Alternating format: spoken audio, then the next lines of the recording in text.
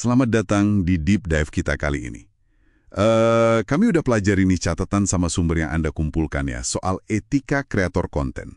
Ini penting banget sih, gimana caranya bikin konten yang, katakanlah, pecah, tapi tetap gitu jaga integritas di era digital sekarang ini. Misi kita di sini, gali prinsip kunci dari sumber Anda, supaya Anda bisa berkarya dengan lebih pede dan bertanggung jawab. Oke, kita bedah bareng ya. Tentu, apalagi tekanan buat viral itu kan sering bikin garis etika jadi tipis gitu ya. Sumber Anda secara spesifik menyoroti konflik internal kreator nih, antara ngejar angka, metrik, atau bangun fondasi kepercayaan jangka panjang. Yang paling menarik menurut saya dari catatan Anda adalah penekanan bahwa etika itu bukan cuma soal aturan tertulis, tapi lebih ke soal value pribadi kita dan gimana kita menghargai audiens. Nah, itu dia. Pas banget. Kalau dirangkum dari semua sumber Anda itu, intinya kayaknya mengerucut ke 3 hal besar ya. Kejujuran, ini artinya nyajiin info apa adanya gitu. Terus transparansi, soal keterbukaan, terutama sponsor dan semacamnya. Dan ketiga, rasa hormat. Ini luas nih, soal menghargai audiens, subjek konten, sampai hak cipta orang lain. Mungkin kita bisa mulai dari rasa hormat soal hak cipta dulu, soalnya sumber Anda kasih contoh kasus TikTok yang lumayan sering kejadian kan? Betul, soal plagiarisme digital itu. Contoh di catatan Anda itu soal kreator yang jiplak gitu ya, gaya visual atau konsep video orang lain tanpa kredit sama sekali. Nah, ini jelas melanggar etika dasar komunitas kreatif kan. Solusi etis yang ditekankan di sumber itu selalu atribusi, ya sebut aja sumber inspirasinya, pakai fitur kredit kalau platformnya menyediain, atau ya minimal pakai musik yang berlisensi resmi lah. Ini bukan cuma soal aturan sih, tapi lebih ke bangun ekosistem yang saling menghargai gitu.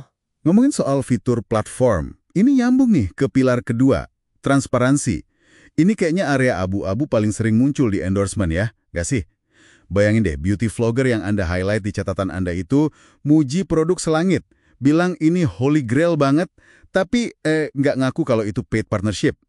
Sumber Anda jelas banget menggarisbawahi ini sebagai pelanggaran kepercayaan yang berat sih. Dan dampaknya bisa panjang loh ke reputasi. Kuncinya, seperti disebut di salah satu artikel Anda, ya jujur aja di depan. Transparansi itu wajib hukumnya. Gunakan fitur paid partnership kalau memang ada, atau sebutkan secara lisan di video, ini disponsori ya, gitu.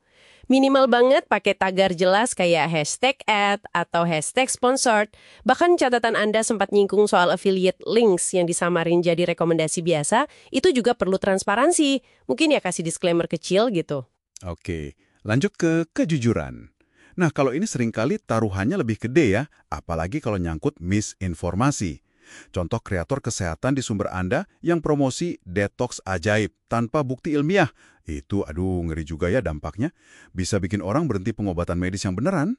Disinilah tanggung jawab kreator diuji banget kan? Benar sekali. Pesan kuat dari sumber-sumber Anda itu jelas. Selalu cek fakta. Fact check itu nggak bisa ditawar. Harus skeptis sama klaim yang terlalu heboh, yang kedengarannya terlalu bagus untuk jadi kenyataan. Kalau Anda bukan ahli di bidang itu, ya kasih disclaimer, jujur aja. Kebenaran informasi itu harus di atas segalanya. Jangan sampai tergoda clickbait yang ujung-ujungnya menyesatkan.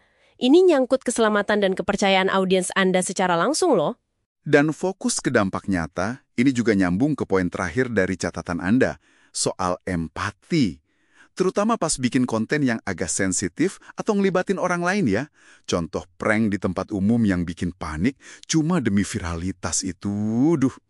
Sumber Anda ngasih satu alat praktis yang bagus banget sih. Aturan cermin. Sebuah pengingat yang simple tapi kuat ya. Sebelum pencet tombol pause, coba tanya ke diri sendiri dulu. Kalau saya yang jadi target konten ini, gimana rasanya ya? Atau konten ini lebih banyak ngebantu atau justru nyakitin orang lain? Kalau jawabannya cenderung kenyakitin atau merugikan, ya mungkin lebih baik jangan dipublikasikan. Ini soal menempatkan kemanusiaan di atas potensi engagement semata, gitu. Jadi, kalau kita tarik benang merahnya dari semua sumber Anda ini, intinya hormati karya orang lain dengan atribusi yang jelas, terus transparan soal hubungan komersial apapun itu, dan yang paling penting, selalu utamakan kejujuran, fakta, dan empati. Ada satu kutipan menarik di catatan Anda, bunyinya gini, konten etis itu investasi jangka panjang. Audiens mungkin bisa maklum kalau ada salah teknis dikit, tapi kalau integritas yang dikorbanin, wah, kepercayaannya susah banget baliknya. Betul, dan diskusi kita ini mungkin memunculkan satu pertanyaan reflektif ya untuk Anda bawa pulang. Gini, di luar prinsip-prinsip umum yang udah kita bahas panjang lebar ini, adakah garis etika lain yang tak terucapkan yang spesifik berlaku di niche atau komunitas kreatif Anda sendiri? Sesuatu yang mungkin belum ada aturan bakunya, tapi butuh kepekaan dan refleksi terus-menerus dari Anda supaya nggak terlewati. Nah, itu mungkin bahan pemikiran menarik setelah deep dive kita selesai.